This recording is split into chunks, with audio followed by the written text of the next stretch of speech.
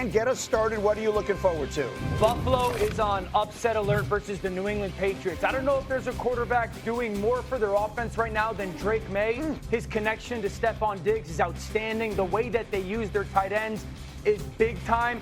I love their two backs. Buffalo's defense has struggled to play man. They've struggled to play zone. They've struggled to stop the run.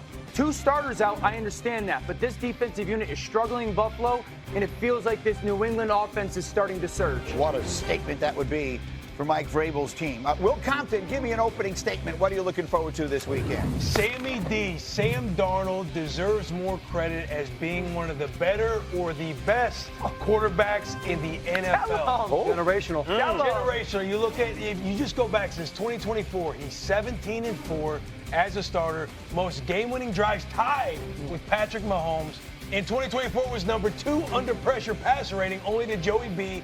Over 70% completion rate of passes 10 yards or more. We can go on and on, but I love Sammy D, the way he's operating right now in Seattle. Sneaky tough. And their defense is awfully good, too. I like it. Hawk, give me an opening statement. Yeah, I'm surprised Will missed this one. I'm looking forward to the all-right team battle. I'm trying to say this right here. And I'm talking about two right cornerbacks, and Riley Moss and Cooper DeJean. They have so much in common. Both from Iowa. Both 6 foot tall.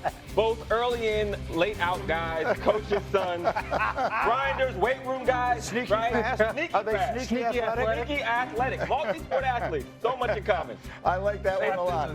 Captain. That's an all-time. Right, with an R. Okay, Yeah, the thing I'm looking guys, can I get mine? Can I get mine? Go. The thing I'm looking forward to is Dylan Gabriel going across the pond with an elite defense and getting his first win as a start for the Cleveland Browns. They've had a statue back there at quarterback. He's older than Father Time himself.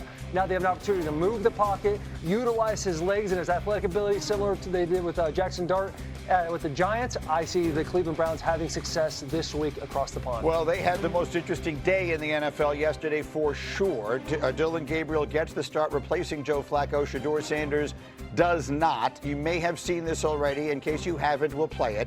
Shadur Sanders was asked about Gabriel getting the starter's job.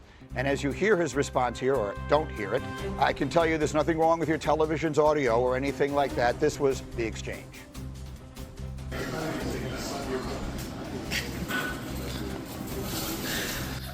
Vocally, anything to say? I guess one more. I guess what do you think? You have to show to the coaches just to have that belief in you that you can be ready. What can you say? Okay, so that was yesterday. Shefty, can you explain what's going on here? Well, essentially, the Browns made a quarterback change yesterday. They went with Dylan Gabriel as their starter, Joe Flacco, second string, and Shadur Sanders remains third string. So when they asked Shadur to speak about his reaction to the Browns' quarterback's moves, he spoke in mime. Now, what he was doing was responding to Rex Ryan, who on this show on Monday essentially criticized Shadur Sanders for a number of things, but basically said, keep your mouth shut. That was Rex Ryan's message on Monday to Shadur Sanders. Shadur Sanders decided to take the time yesterday, on the day the Browns made a quarterback change, to literally keep his mouth shut and to mime. Now, there's a time and a place for this. That probably wasn't the time, not on the day where the Browns make a quarterback change.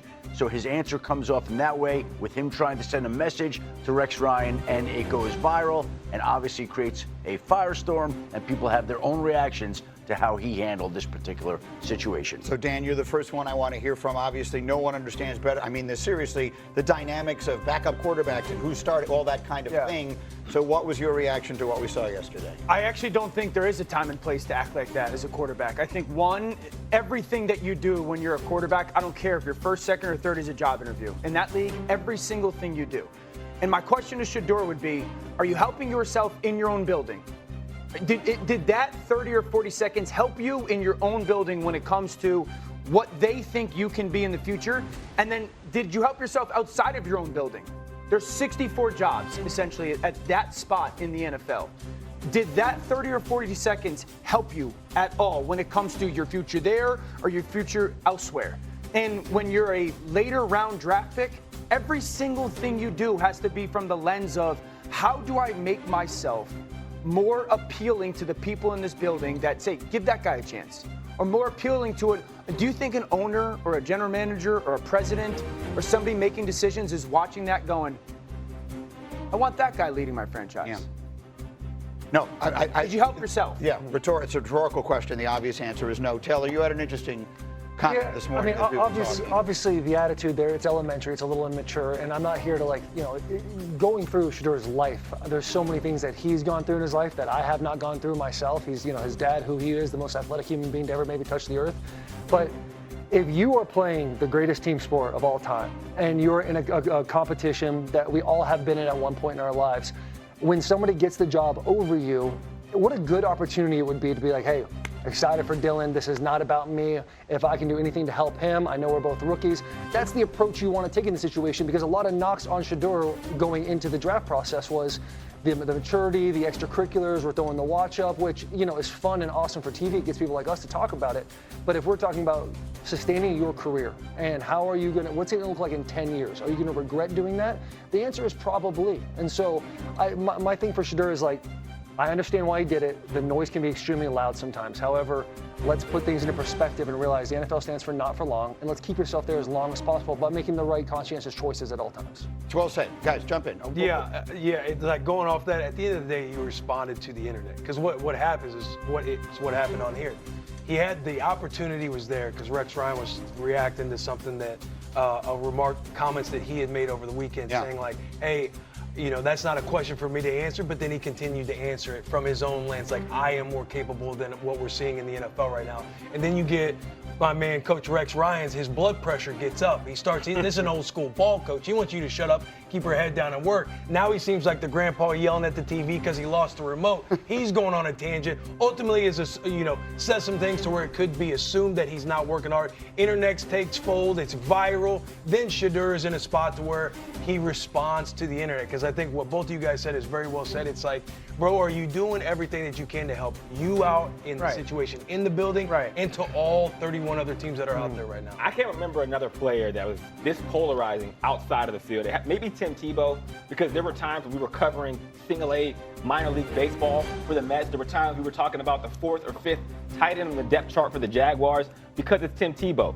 And what I mean by that, Dylan Gabriel is starting his first game, and we're leading the show with Shadur Sanders in this interview. So we have to really understand the reality that Shadur Sanders on this side of it is not our normal 5th round pick. He's not our normal 3rd stringer. The things he does and says we're going to talk about because they create headlines, they create topic bars. And for Shadur, it's the complete opposite.